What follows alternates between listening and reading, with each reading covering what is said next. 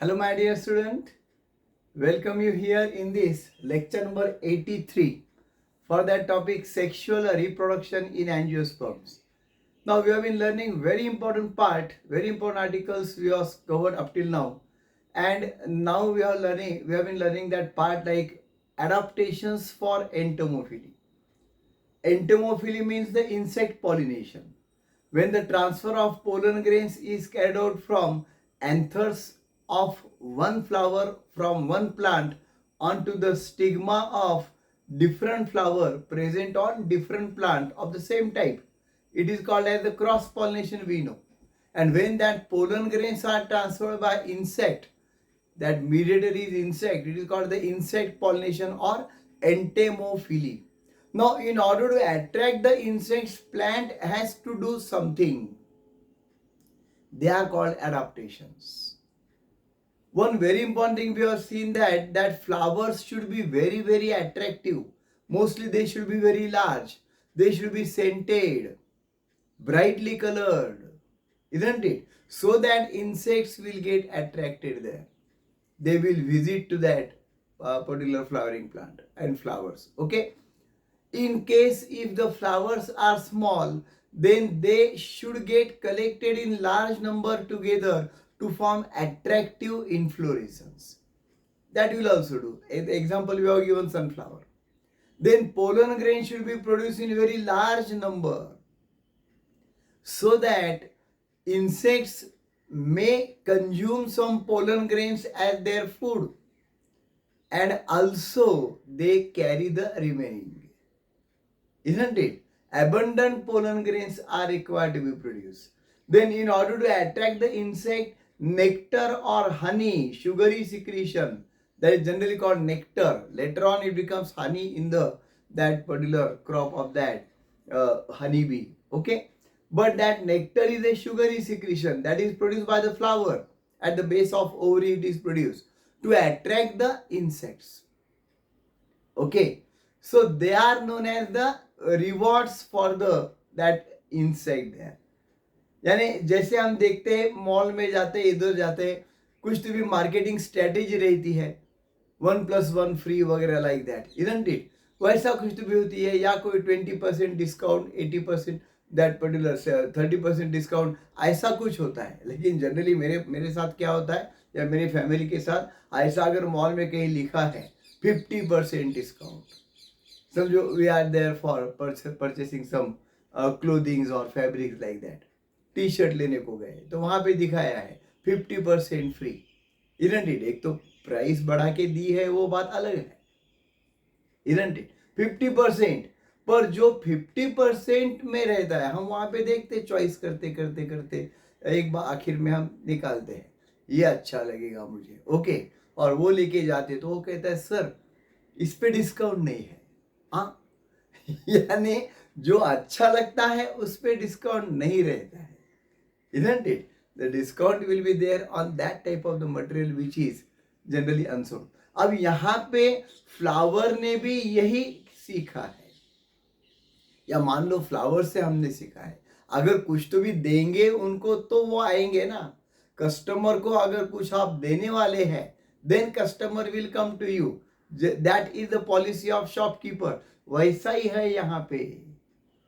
The plant flowers have shown this thing कि उनको बहुत सारे पोलन्स खाने को दो आने के बाद, isn't it?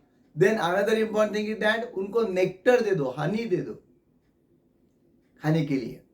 Then they will be very happy. They will come there. So they are called as the rewards. Then pollen grain should be having rough and spiny exine. Pollen grain should be sticky so that they will get adhered to the body of the insect. And when that insect will go on other plant, whatever the pollen grains are adhered on its body may get transferred onto the stigma of the flower. तो ये होता है insect pollination का जो मैंने बताया था आपको. तो ये पूरे एडाप्टेशन ध्यान में रखो. उसमें एक बिल्कुल सीबीएसई का जो लाइन टू लाइन सेंटेंस है, that floral rewards for insects. Floral rewards for insect are pollen and nectar. Pollen grains and nectar basically. और फिर नीचे भी दिया है that one of the plant is showing it as a reward.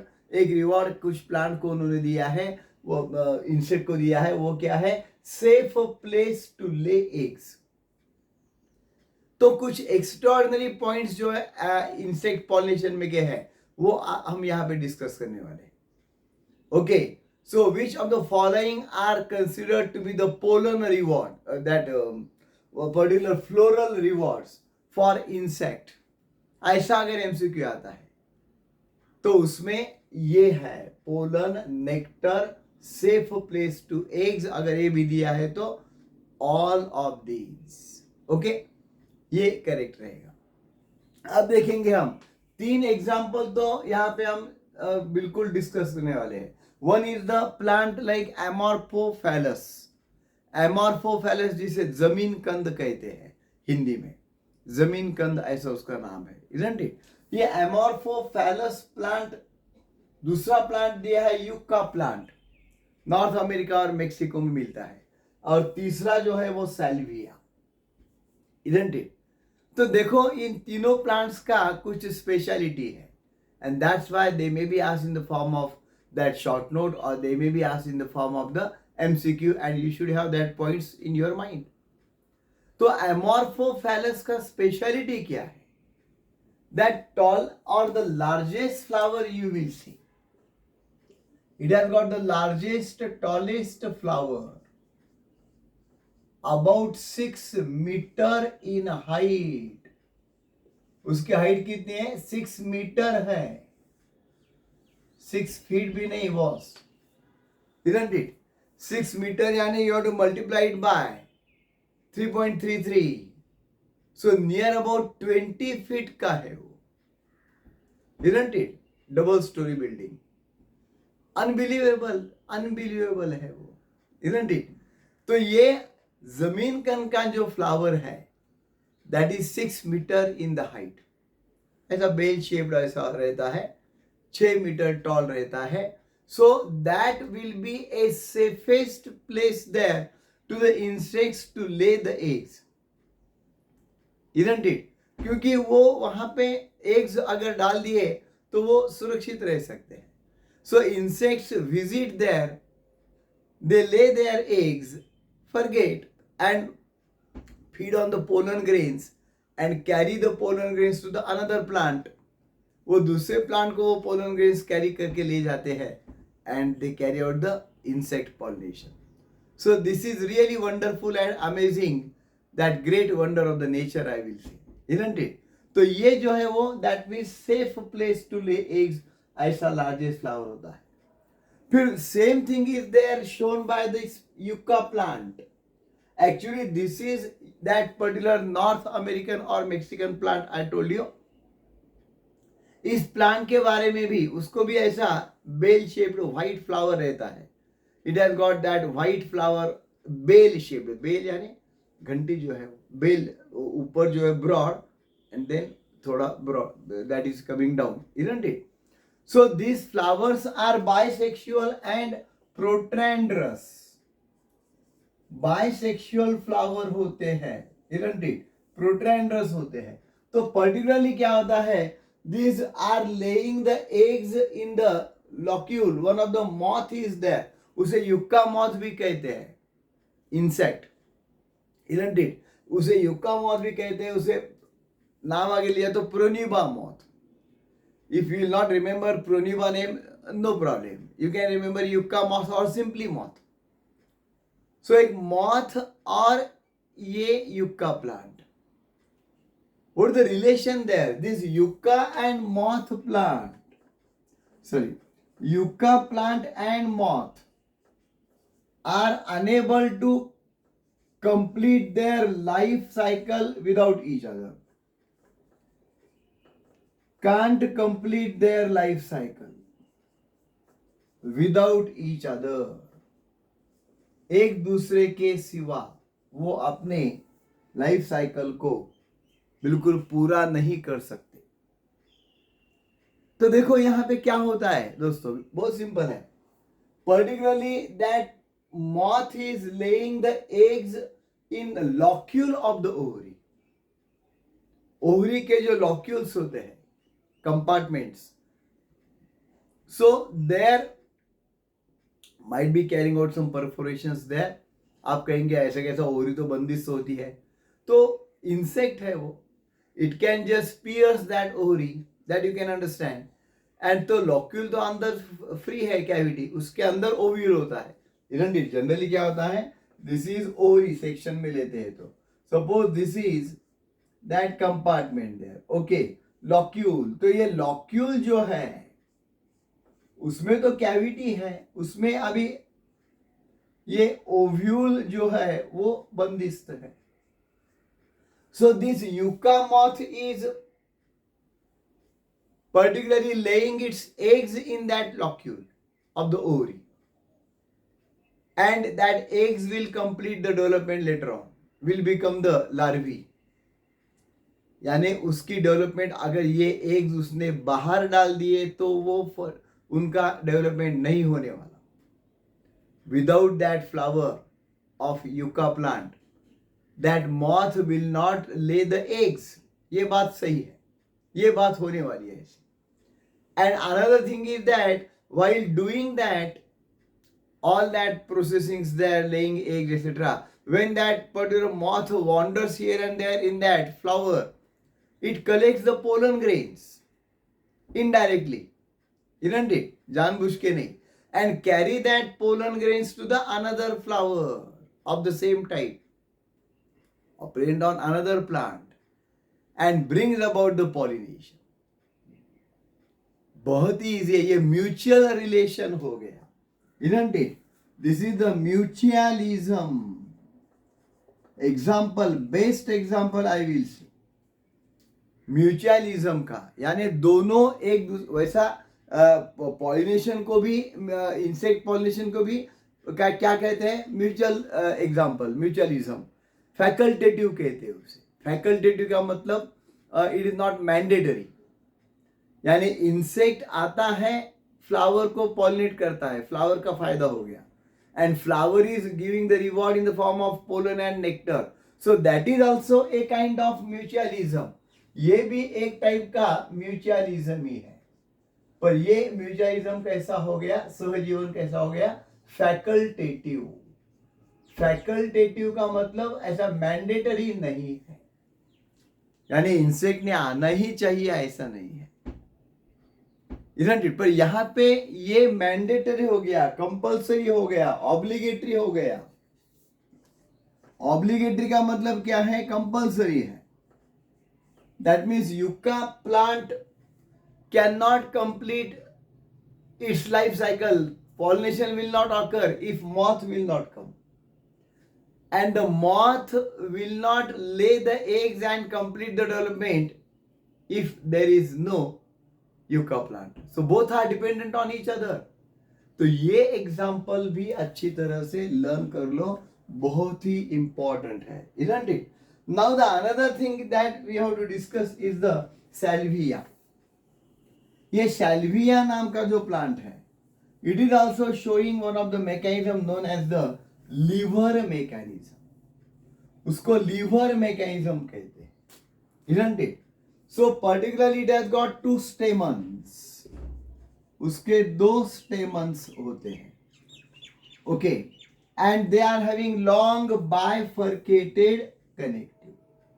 ऐसा long bifurcated connective है, like this, just diagrammatic I am showing, okay, and out of that particularly it has got the anther with fertile nature. Anther lobe जो अपर है वो fertile है, and the lower anther lobe is sterile. This is sterile anther lobe, okay, and this is the fertile anther lobe. यानी this will only produce the, what is that, pollen grains, okay. और ये plant कैसा होता है, this is bisexual and protandrous. Protandrous means what, male sex organ mature earlier. Male sex whorl matures earlier. उस time female नहीं mature हुआ है, matures earlier, उसे हम प्रोटेंडरी कहते हैं, isn't it? यानी सेल्फ पॉलिनेशन नहीं होता वहां पे. Now what happened there? When insect will come there in this flower. अब डायग्रामेटिक मैं बताता हूं आपको, समझो. ये इंसेक्ट यहां पे आया है. This is the insect, visiting insect. When comes in the flower, this is the insect. When it will sit on that sterile anther loop, तो क्या हो जाएगा?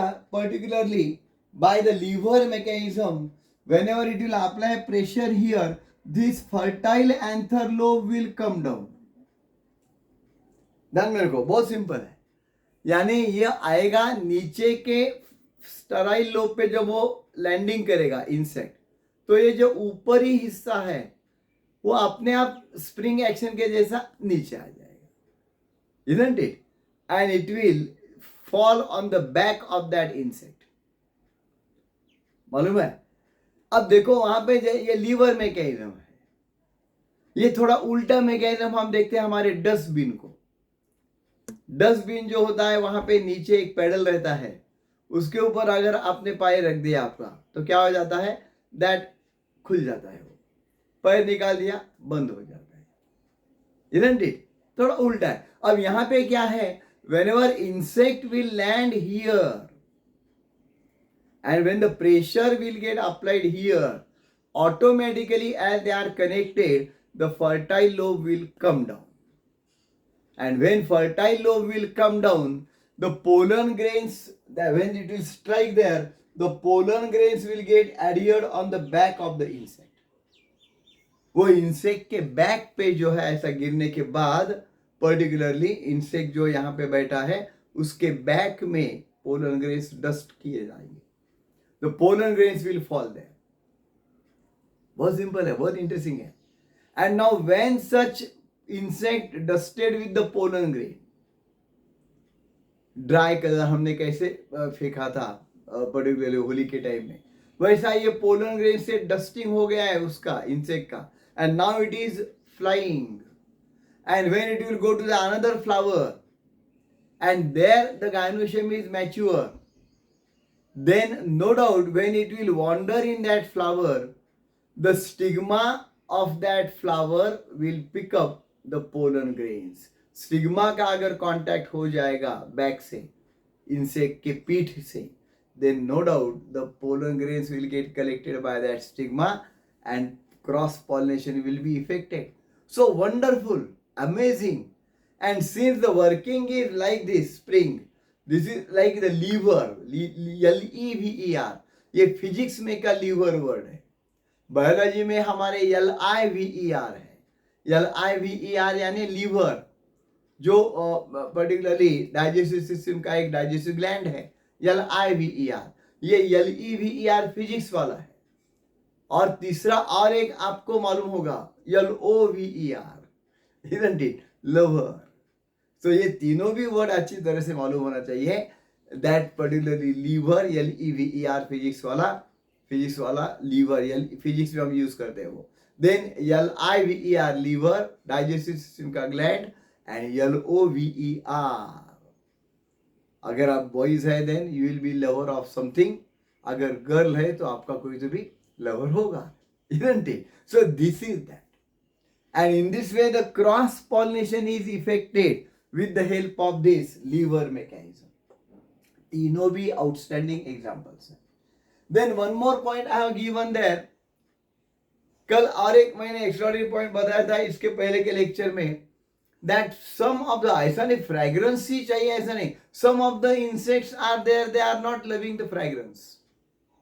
फाउल ओडर भी उसको अट्रैक्ट करता है. Some flies are there, some beetles are there, they get attracted by the foul odours produce by the plants. Okay, अब देखो यहाँ पे और एक पॉइंट मैं यहाँ पे बोलने वाला हूँ, that some insects are not helping for pollination.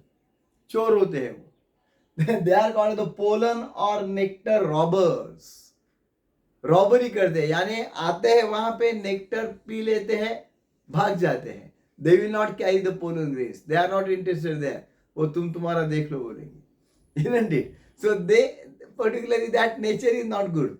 So that's why they are called as the pollen or nectar robbers. Example of that is one of that queens there of these bees. What are the bees? Bombus affinis. Queens of Bombus affinis are like that. So this interesting part you must have covered very nicely now. You must have understood very properly. Now बिल्कुल इसको पूरे points को अच्छी तरह से grasp कर लो, समझ लो अच्छी तरह से, because they may be asked in the board examination, they may be asked in the MCQ format. और एमसीक्यू बिल्कुल चेक करते जाओ that I am giving that shorts there in this particular channel every day. और उस shorts को बहुत अच्छा response students लोगों ने दिया है. I am very happy for that. So keep watching that shorts where you will get the MCQ, one MCQ every day.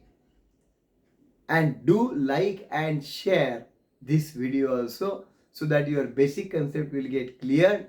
And do subscribe to my XIIth Biology channel as well as XIIth Chemistry channel. Thanks a lot.